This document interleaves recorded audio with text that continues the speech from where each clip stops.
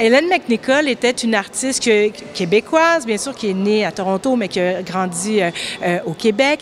Elle a vécu une partie de sa vie en Europe, si bien qu'on la connaissait très peu du côté-ci de l'océan. Elle a été beaucoup reconnue en Angleterre et donc, après coup, elle a été un peu oubliée.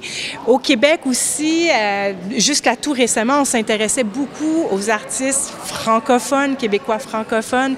Hélène McNicoll était issue d'un milieu anglophone, donc c'est sûr que l'histoire de l'art du Québec l'a peut-être un peu occultée pour ces raisons-là. Mais il y a un engouement depuis quelques années, surtout par les collectionneurs privés qui s'intéressent à l'œuvre de McNicoll. Et là, on redécouvre son travail aussi à l'aune d'un regard plus féministe aussi sur les femmes artistes, les femmes peintres également. Donc, sa première grande rétrospective, elle l'avait eue quand même en 1925 au Musée des Beaux-Arts de Montréal.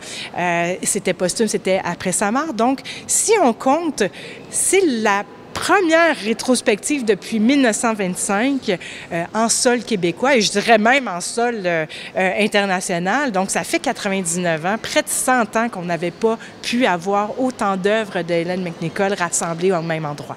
Et l'exposition s'appelle Voyage impressionniste. Le voyage a été une dimension quand même importante de l'œuvre de McNicoll, si je ne m'abuse. Oui, oui, en effet, c'est cet élément-là de la mobilité de l'artiste aussi qu'on trouvait très intéressant.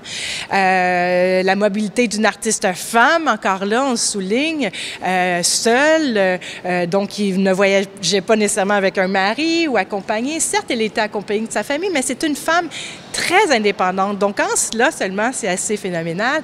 Et là, si on ajoute la dimension artistique, c'est vraiment intéressant. Et là, ça nous permet justement d'avoir des vues, des lumières, des couleurs particulières à chacun des endroits où elle a pu s'arrêter pour y peindre.